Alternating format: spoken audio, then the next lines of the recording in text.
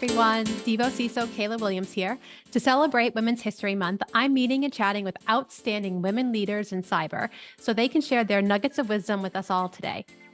I'm chatting with Kelly Haydu, VP of Information Security, Technology, and Enterprise Applications at CarGurus. Also, to mention, she's one of my most favorite people in the world. So, Kelly, thank you for being with us today. Let's dive into it. Thank you so much for having me, Kayla. And you are equally one of my favorite people in the world as well. Thank you. So, if you wouldn't mind telling us, how did you break into cyber? So, cybersecurity back when I was at, I would say, Hasbro was always there, right? There was something that was always there in terms of testing and making sure that things were secure before we released technology and software. And so I always was keen to it. I always had to test for it. And I became more and more interested in it when I started looking at the risks prior to releasing a piece of software. And sometimes those risks would be highlighted with security issues. And then understanding and diving into that and saying, okay, is this security issue low enough in terms of risk to be able to say, okay, we're good to ship? Yes or no? And as I started to get more and more into that and investigating it, I said, there's a trend here that's going to start to really, really, really go up as we look at our digital strategies and moving forward in terms of, at that point, it was like data lakes and machine learning. And so I just jumped on the train and I started learning as much as I possibly could about it. And then building programs from a risk and compliance perspective, understanding where those critical gaps were from an infrastructure and product security perspective, and then leaning hard into that. That's really interesting that you kind of fell into it based on the roles you were already having. And I'm assuming you're probably the only one that was looking at the security risk at the time, just because I know you. Yeah, and I mean, it was an intentional move from quality to security, but I think it was my natural curiosity and seeing and watching those trends and being fascinated by the psychology behind all of it. Oh, that's really interesting. That's the first time we've heard that. Oh, really?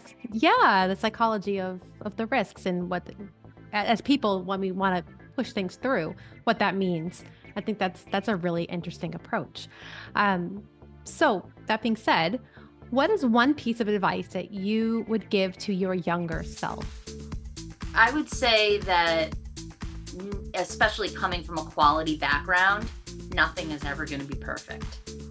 And for those out there that have A-type personalities like myself, it is really difficult to know that there's a potential risk or know that there's a potential issue there and be able to move past it, right? Sometimes it's just not going to be a black or a white. There's got to be some gray area.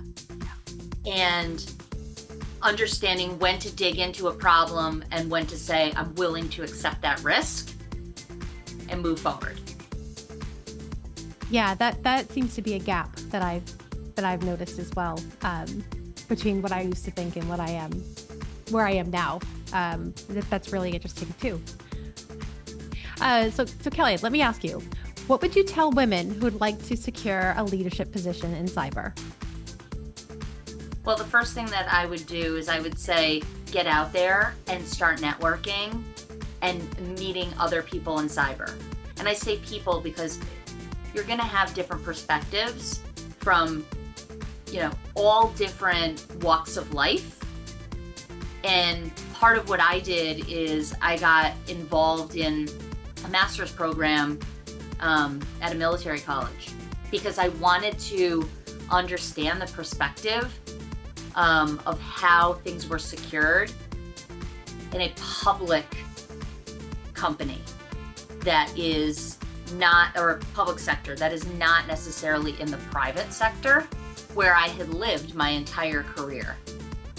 And so as I started to build those networks and learn more about that, I was able to become more broad in my understanding and be able to apply that back to my day-to-day and speak differently about security to different stakeholders based on where they may have come from. That's really important, I think, is the communication side and being able to articulate risks in different ways. I think that's a very important skill to have and will guarantee success going forward because you can pivot and have different conversations with different people. That's great advice. I think on the opposite side too, if you do start going down a management path and you realize that it's not for you, it's okay. You can go back and be a practitioner and still have a successful career. I think there's a misconception, especially when you said, like, talk about your younger self. Like, a lot of people that are breaking into it, oh, I have to go through this management path, whether it's cyber or, engineering or whatever, in order to be successful. And that's not the case. You don't have to. That is true, that you can be a successful independent contributor as well, because the management path may not be for everybody. I think that's a very important thing to understand for yourself, what works for you and what doesn't. Yeah, so you can be a leader, but that leader could be an architect or a technical leader. Leadership doesn't necessarily have to mean management. That's a great differentiator. And I think it's a really good spot for us to stop on. So thank you so much for joining me today, Kelly. Really appreciate your time. Thank you for having me. Appreciate it.